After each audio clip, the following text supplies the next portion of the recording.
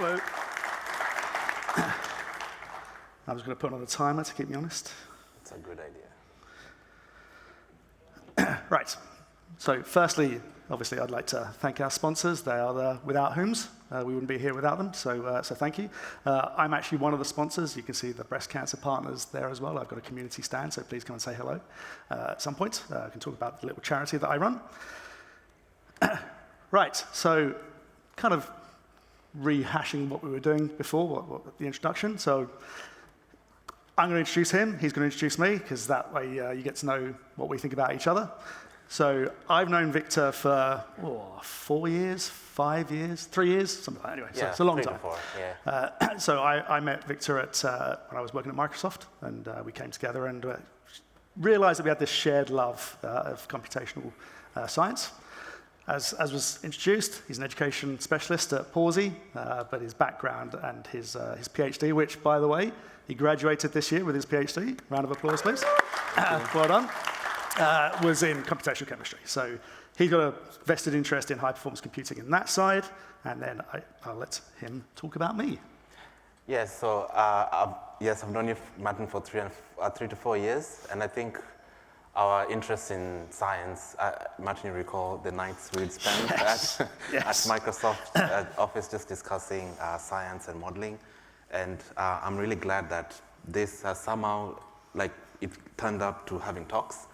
Talk ideas, and I think it's just really good. And it's for the first time for both of us in DDD speaking as well. It has, yeah, yes. So it's just, we're really glad to be here, and it's really a combination of the love of science and of technology. Indeed, yeah. And I want to be very clear, when he says modeling, we mean computational modeling, just to be very clear on that, not runway. Although, if there's anybody in the audience. So I thought we're going to introduce the journey that we went through to get to where we are today, right? So, because it's a good story. So my background is originally aeronautical engineering, so I did an aeronautical engineering degree in Manchester University some time ago, I think it's fair to say. You can tell by the greyness of my beard.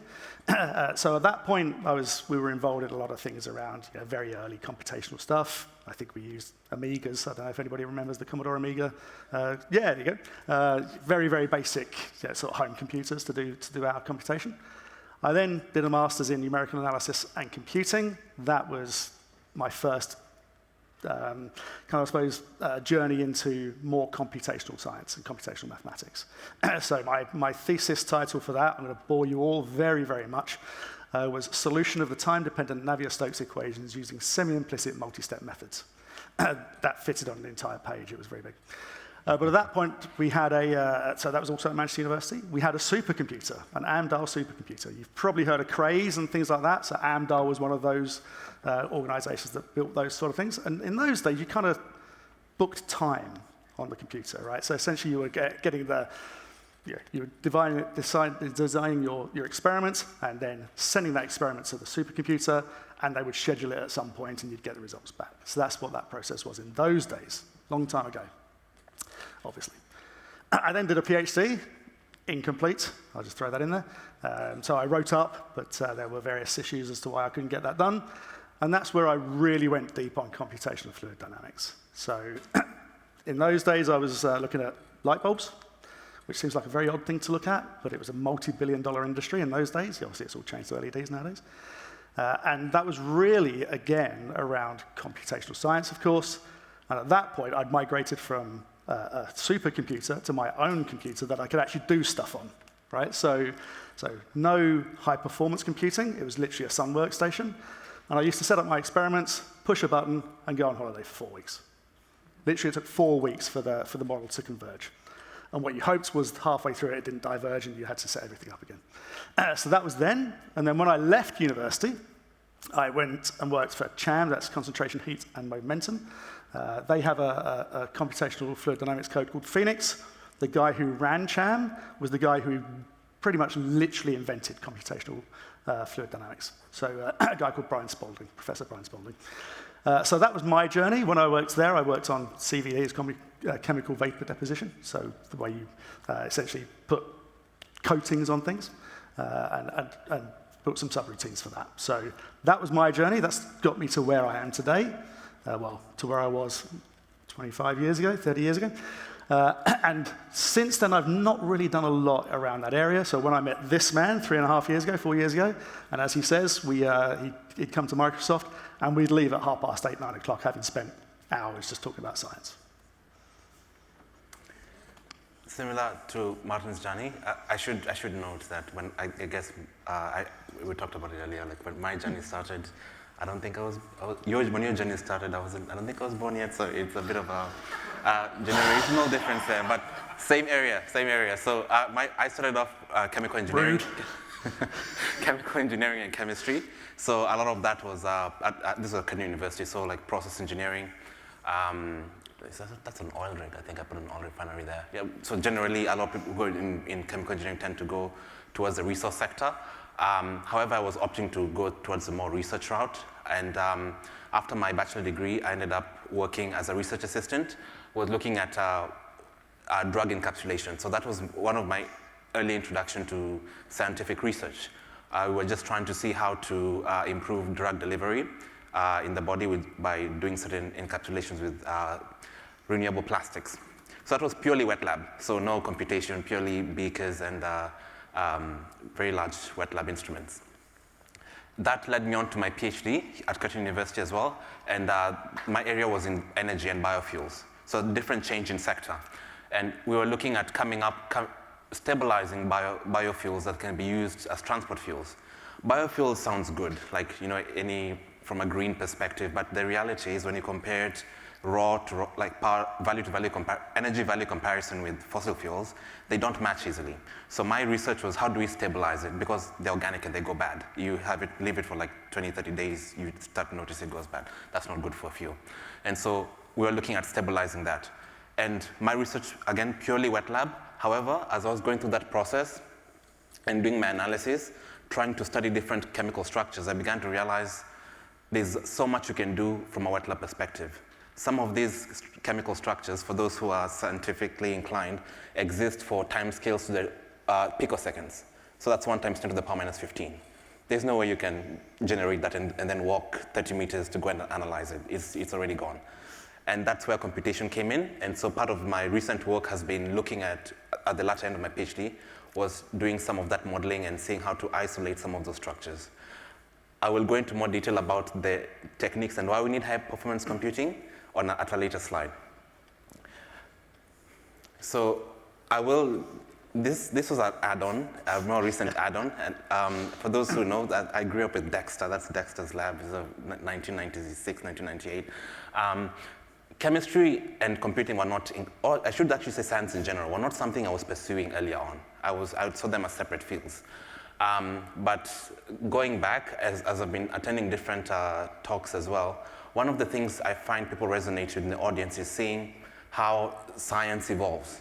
Chemistry in particular started off with alchemy, which is, I think it leans more towards magic than science, but that's where it started. And Frankenstein is one of my favorite books, and it touches a lot on alchemy. So it was written in 1818 by Mary Shelley.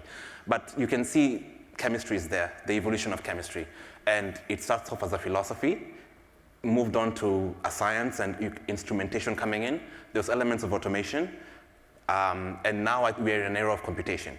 And so chemistry and computation is quite a very hot topic at this point. I mean, you have companies like NVIDIA, IBM, and Microsoft looking at developing molecular modeling what do we call them? Basis sets and functions, so that you can be able to do modeling better. However, the challenges with chemistry is that when you do this kind of modeling, you require high-performance computing because these models are extremely compute-intensive. So compute and memory are one of the key challenges with doing some of these simulations. And so this is part of the driver for our talk because we can see the introduction of high-performance computing offerings, especially from the cloud perspective, really democratizes how much we can do. We don't have to necessarily rely on a supercomputer. They're great, but they're very limited in where you can find them, and there's access schemes and all that. However, having HPC offerings in the cloud gives us very good opportunity to explore doing the work we can do, the scientific work we can do. I will just quickly go to the next slide as well. So in terms of HPC offerings, we've been using Azure for that, and Azure has 2 offerings. One is Azure Batch and Azure Cycle Cloud. And so those allow you to be able to run scalable workloads in a HPC environment.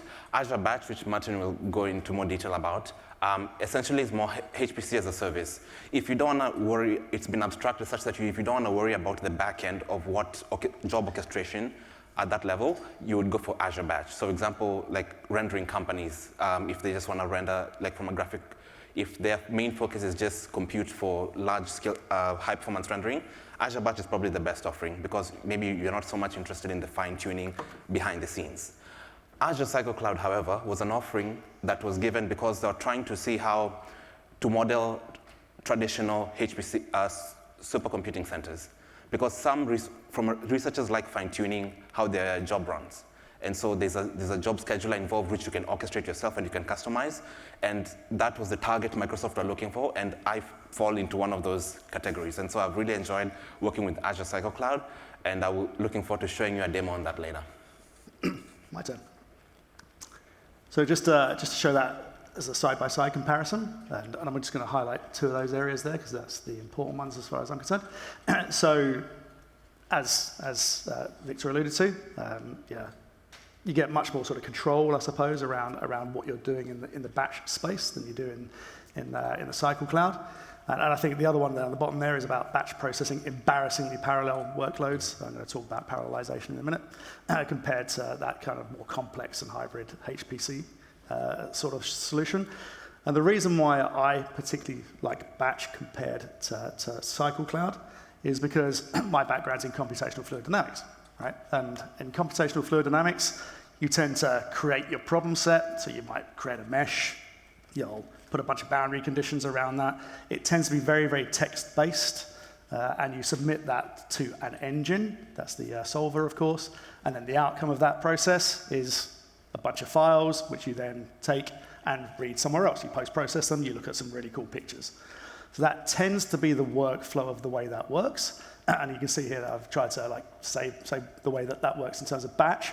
So you create your input, so your files. So in the case that I'm going to show, which is the computational code, it's available online. It's completely free. It's called OpenFOAM. It's the computational fluid dynamics code of choice nowadays because it's free. It's also very good and well supported. But so you create your input. So you go and mesh, you create outputs from that, and that's your input into the solver, along with a bunch of other things. So that's what you do. The pool creation, as it says there, is really around creating the computational resources that you're going to be using. So that's the pool. Task processing, I want to use this solver to solve this particular problem. Monitoring, obviously, if you really care, you can go and check, but most of the time you just let it run and check your output files. And then the output files land in some kind of storage somewhere. And then you can retrieve those and do post-processing as you see fit. So how does that actually play out with computational fluid dynamics? I've given an example there. I love computational fluid dynamics because you get so many cool pictures, right? It's just so cool. So the days when I did computational fluid dynamics was way before you saw all the fighter jets with computational fluid dynamics around it and all those things. It was literally very simplistic, I suppose, computational solutions. Because the Navier-Stokes equations are very, very difficult to solve. So you need this kind of compute and to decompose your solution into a set that you can use. So you can see there, typically you may get some CAD drawings, may or may not, and you use those to then build your mesh. That's the second picture there. You set a bunch of things. So whether that's how you're going to solve it, what kind of other things you're going to use, if it's turbulent, if there's various other things that are going on, boundary conditions. So the kind of classic CFD code solution of choice that you use when you want to try and see if you're getting the right answer, I suppose, is called a fixed cavity. So essentially it's a box like this with velocity going that way, and you expect to see something swirling around, right? So that's one of the classic sets. I've said there that once you've done that, you run an application. I say MPI run, so we'll get to what that means in a second. And then you view something, right? So if you're using OpenFOAM, which is what I mentioned up there, the standard post-processing tool that you use for that is ParaView. Again, it's free, it's downloadable, but the scenario that I'm going to be using that I'm going to demo is using Python. So you can use Python as well. So PyVista and a few other things that solve that problem. Okay, so that was batch. The Azure Cycle Cloud has a slightly different workflow. And again, it's more on that idea of customizing. You have a bit more liberty in working with the back-end technologies. So generally, you would need to set up your own HPC cluster. So the deployment of CycleCloud is essentially deploying a cluster which has your login node and it has your worker nodes. So you have the ability to configure that as you please. So once you have that deployed, you can then submit jobs to it. What I would like to allude to, and it's trying to model the idea of a supercomputer, is generally you have your storage systems which are separate from your compute. And so in the same manner, there's our NFS storage, which you may not be able to see over there, but generally you have your storage separately and all the compute links to that storage with high-speed connections. And so the login node is where the user lands, and then from there you can connect to the storage and connect to the worker node. So you submit a job from the login node, and then the scheduler then manages how that job is allocated, depending on what other jobs are running.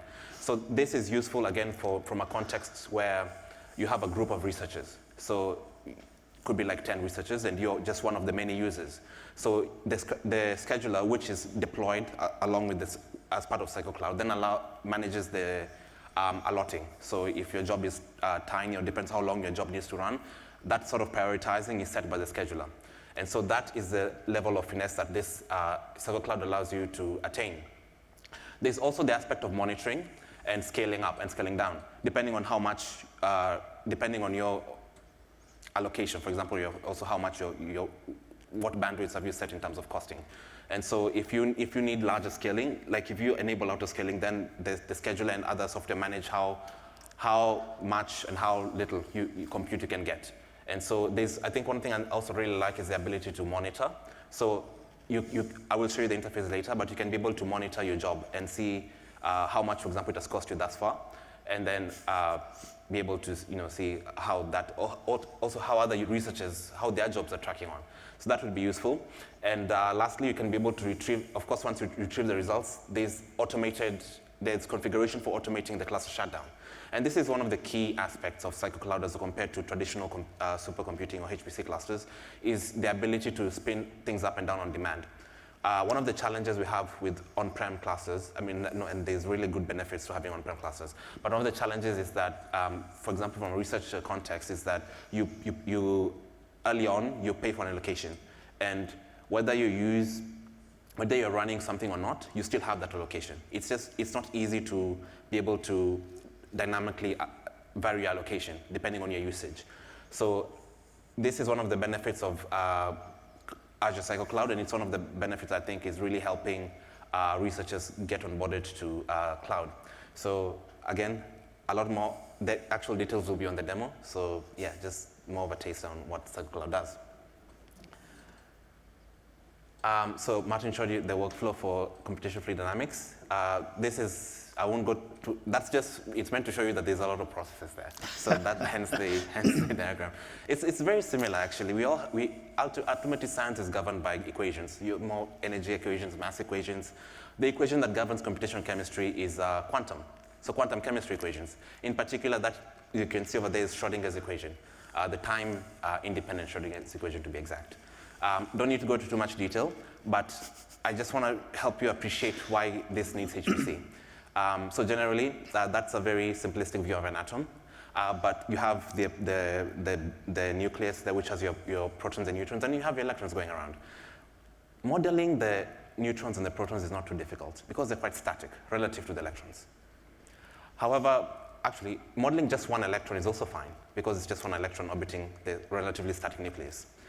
The computation becomes challenging when you have multiple electrons because only hydrogen atom is the only one which has one electron. So if you only can model that analytically, then you're really limited in your periodic table.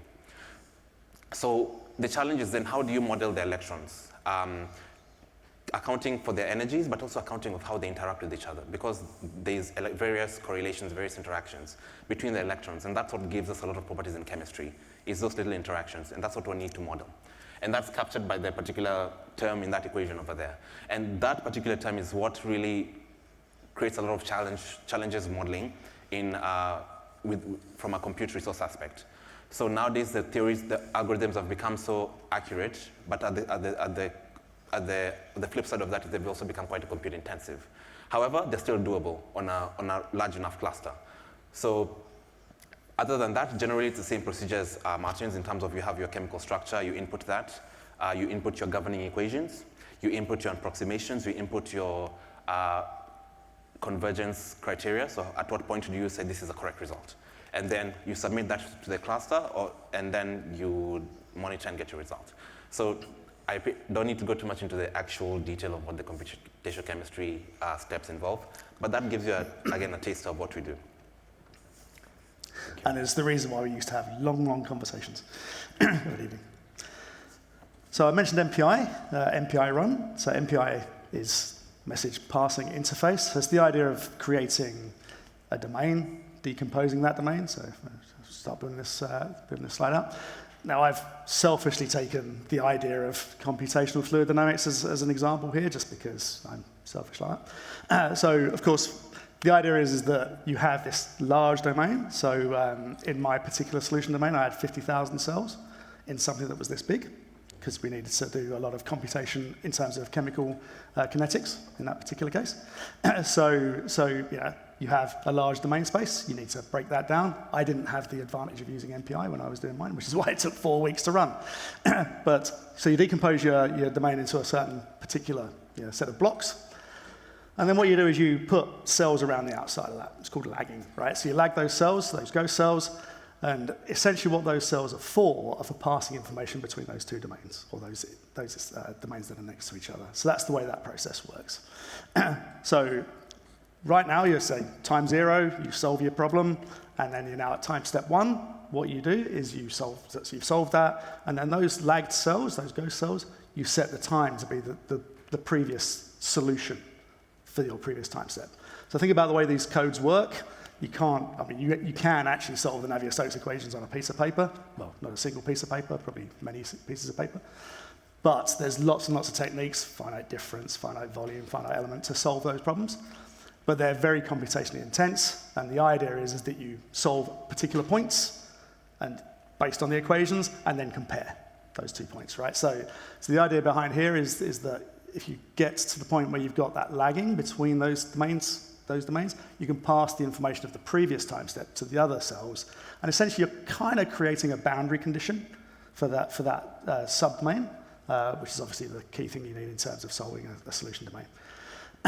So I say repeat to minimize root mean squares. Basically what you're doing in all of these solutions is essentially trying to minimize the error, right? So you have a bunch of equations, you're solving them, you compare the cells next to each other, do they or don't they agree, and eventually you just solve and solve and solve, and you get to a point where you've solved the whole domain. And as Victor alluded to, convergence, you have to set some kind of parameter that says, I'm happy now, or I'm not happy now. Worst case scenario has happened many, many times with me when I was doing my stuff, and I alluded to this, is that you set the conditions, you run the simulation, you go away, you come back in 2 weeks, and you realize the error is doing this, and it's going up. And at that point, you're not going to get convergence. And so obviously at that point, you just kind of go, okay, well, I'll give up now and try again. So I've mostly shown this one because it's got some really cool animations.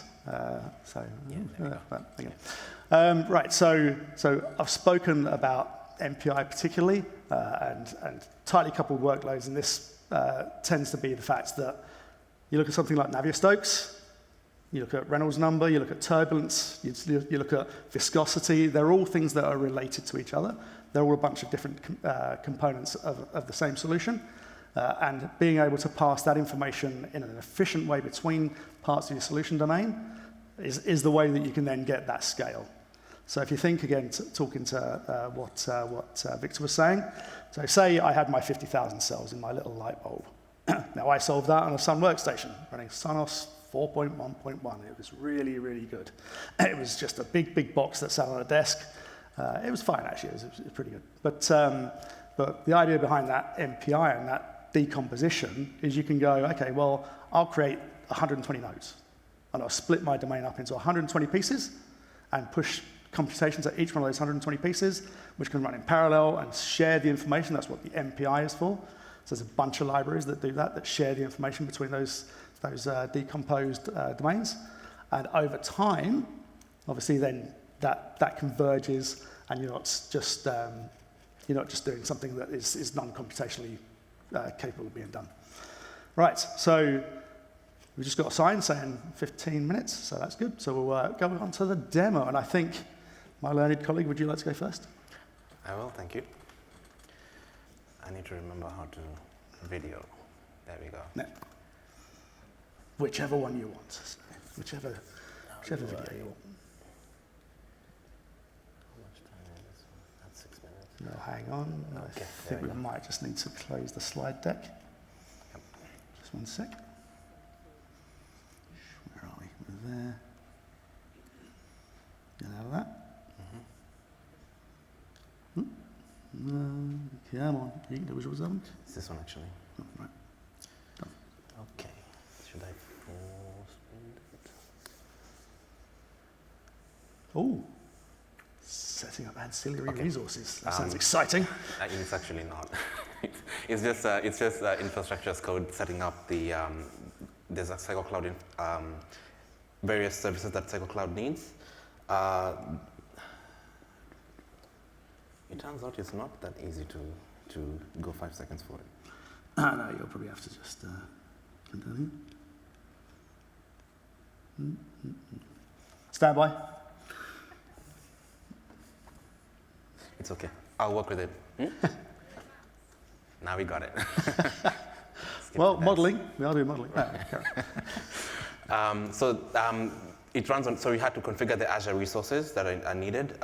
And this is why I did it as a video, because there's just so many interconnected parts. I don't think I could pull it off easily.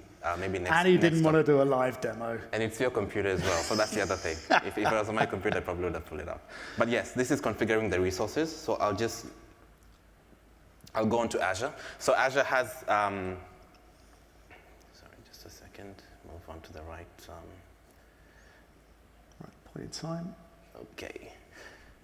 I think I got the hang of it. So Cycle Cloud is the service that Azure offers, and once again, this is what allows you to deploy the HPC cluster. So do that, create the resource. Skip some of the detail there. Set up SSH keys as well, and this would be to connect with it later. So I'll just move a little bit forward to the... So you don't just go to the first tab and then click review and create and just ignore everything else? No? Okay. Very good. I've skipped it, but yes, you should check. You should make sure it's configured to what you want, and especially picking VMs. I'll show that a bit later, but there's different, Azure offers, as Martin alluded to, there's MPI communications, and that allows communication between different nodes. And so certain compute has that enabled, certain don't. So you need to pick your VMs in particular. But I will show you that going later, much later when this all is deployed. So once I'm deploying the Cycle Cloud at this point, it takes a few minutes. But this is fast forwarded, so it'll take a few seconds. Probably less. Only we could do that with convergence. Yes. So it's set up over there. So that's just some of the. So I just have to show that to show it doesn't just spin up like that. You have to set it up. Now this is the point where I want to go a bit into detail. And as I mentioned, Cycle Cloud deploys. You are deploying a HPC cluster. So there's a scheduler. There's a login node. There's a scheduler node, and there's worker nodes. So all those need to be configured properly. So once Cycle Cloud service is start up, you get to pick to set up your configurations. So I just gave it a name like subscriptions.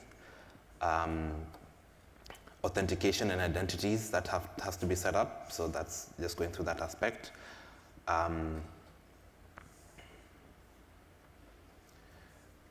Getting that set up. Just go a little bit forward.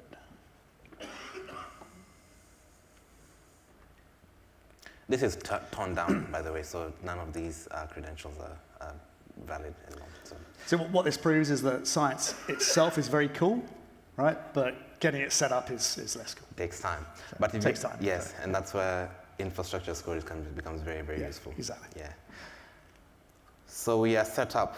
That's the template. So that's the template setup. And this interface is where the beauty of Cycle Cloud. So you can see you have different schedulers. So the one we use the most used scheduler is called Slurm, and that's the one on the rightmost side. I know it's very tiny, but that's the one over there. And that's used in a lot of HPC facilities.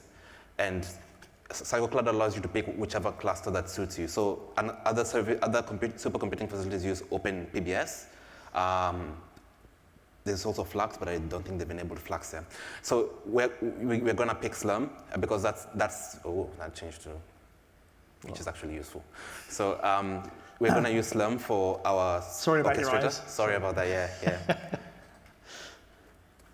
I want to show this aspect here. So this is where you pick your. We have picked we have set up our CycleCloud, but we need to tell it what compute to use. So one of these, it's essentially VMs, but the different types of VMs. So the scheduler VM it's not going to be doing the job. It's just a scheduler. So you don't need to go for a very beefy VM. The login node, same. It's just the landing point where you submit your jobs.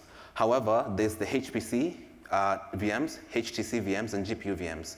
HPC VMs are the ones which are useful if your job needs communication, so MPI protocols. And so computational chemistry is one job that tends to need that. CFD also tends to need that. And so you need to pick VMs that have this enabled.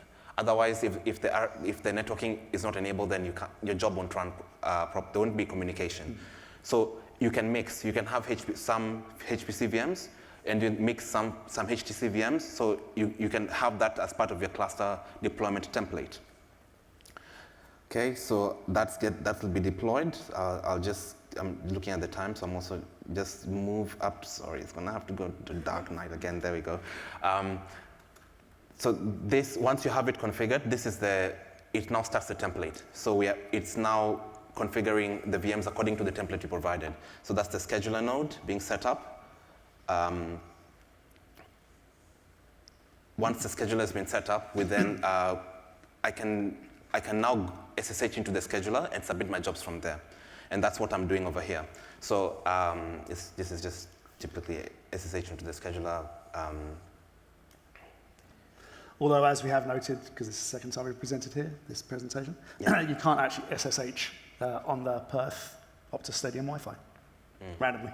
Just want to lay. Another good reason for the video. Yeah. So my phone will be drained of battery by the time we finish. Okay. So. Yep. So I've already submitted a job. So this is on the scheduler node. The job is running. So I can monitor things from here, but I can also use the CycleCloud interface to monitor what's happening. So you can see that the graph on the right starts showing that these nodes are being deployed. I think I configured about 80 nodes. So those need time to deploy, and they should be deployed and now should be start running. I just want to show you the job's running. I just want to show you some of the output. This is a sample job. This is not the chemistry job, but I just want to show you. I've SSH'd now into one of the worker nodes, and you can see that it's outputting data live. I can now check another node as well. So all of them are working, but you can also see that from the CycleCloud interface. And I want to point out that all the output data here is being put in the same storage. So you can access all the data from the different nodes in the same storage node because it's being separated from individual VMs. So that's the job running over there. You can see it running, and I think that's essentially it. I think it'll take 45 minutes to run. So I'll just move a little bit. I want to show you processing results. So once the job is done, you can even process, back to white again. You can then process your data here. So this is a sample job that I have, which you can, if you have VS Code, you can SSH onto the worker node, and then you can look at your data in situ. So this is a chemical reaction happening. That is one that I've done previously, and I'm just checking whether the reaction is happening as I wanted. That's a proton exchange transfer if you are more chemically inclined, and which is a very key one for transition states. I can also do other things, install other software, and be able to do similar models. So what I'm doing there is just looking at the electron density, how electrons are distributed across the molecules, which is, again, can be done in situ, straight from the cluster, from the login node. And once you're satisfied with your demo, once you're satisfied with your work, I'm the one who's doing the demo. You have automated resource deletion. So once you're done, if there's no work being submitted after a certain time, the nodes are turned off. you can choose to keep them on if you want, but automatically it turns off, and then it saves you resources and saves you cost as well. So that's it turning off automatically, and you can see there's a dominate over there. Yes, so that's Cycle Cloud. Really useful. I hope to, in the future, to be able to do demos that also demonstrate MPI. I think that would be really good. Yeah. But yeah, just to give you an idea of some of the things that it does. So yeah, over to you for the batch run. Yes, so thank you. Okay. Right, so I'm going to show a few things as well. Right, so first off, I'm going to show batch, which is really, really, really dull and dry, but that's fine. So again, this is Azure. I've not set batch up, just purely because it's much easier to configure it. Okay, it looks like we might not have our internet connection. No, it's connected. It's just very slow. It looks like, so it's, in which case I'll bail on that, but it's very dry. It's jobs, pools, that sort of thing, right? It's much easier to configure with a script. I can show a script that will show that. If you are really into OpenFOAM and you want to have a play, you can either do what most people do, and that's create your own VM and have a bit of a play. But Docker Hub also has a bunch of resources of various versions of OpenFOAM that can run in containers. So you can just download those containers and run them locally if you so desire. But if you do really, really feel like you want to do it yourself, then you can go to the OpenFOAM website and download, or just, you can actually install it through apt-get as well. So there's a bunch of ways that you can install it if you really want to. So once it's installed, and I'm hoping this is still connected. Let's make sure it is. Oh, that's not how you spell PWD. Yes, still connected. All right, so good. Right, so once it's installed, you'll get something like this. And if you have a look at this, then there's a bunch of really, really cool things in here for you to model. If you're into this sort of thing, then you'll probably know some of those things around incompressibility, compressible, and so on and so forth. And there's a bunch of really, really cool samples, both from very, very simple to very, very complex. And some of those complex samples also support parallelization. So I just want to show that very quickly. But I'll also show, what I haven't showed is the output, because I didn't want to run it because it takes a bit of a time to run the thing. So what I've done is shamelessly download the output from a job. So I did this thing called, in fact, no, let me go to the top here. So I've got batch shipyard there. So batch shipyard was something that the Azure Batch team did to make it really, really simple to create workloads on Azure Batch. I looked yesterday, the last commit to the repo was 6 years ago. So I don't think it's very well supported, but it's kind of like in maintenance mode. So if you do want to use it, you still can. You're just not going to get pull requests accepted. So it uses YAML to organize it. I did want to just show you this very quickly. So let's scooch up here a bit. So this is just a batch script that uses the Azure CLI to create your batch, essentially your batch account. So you can see down here, it creates a bunch of storage accounts because you need to put stuff in and out of the system. This is just actually using OpenFOAM to grab that particular one, and that's actually the demo that I ran, Motorbike, as you can see on the right-hand side, left-hand side, beg your pardon. Creates the account, creates the pool. You can see it's all very boring, so on and so forth, right? Input and output for the input files, and where you're going to grab those files from. That's that workflow. Runs the job, you can see there, and then stores the data. It's all very well and good, but what does it look like in the end? Or at the beginning. So a typical job for CFD, as I mentioned, tends to be quite textual based. So we can see in here we've got some text-based information around what we're setting up. And some other information here. So this is using a particular solution. Go down here as well, and I'll just click that on. All run. So most of these things have this thing called all run, and I just want to show this because it shows you the process by which you run these particular solutions. So you can see here, I'm setting a bunch of stuff up. I'm copying the grid, essentially. That's what that's doing there. Setting a bunch of things up, creating the grid, and then the really interesting part down here is where it comes down to here. And starts solving the problem. And you can see this is actually using run parallel. But what this did when I ran it, I just got a VM with a bunch of CPUs, and it parallelizes across the CPUs within the VM. So you don't actually have to have multiple computers, but if you do have multiple computers, that also works. I actually used to do a bit of work for an engineering company that had Macs for everybody, and all those Macs were left on at night, and they ran their simulations on the Macs overnight.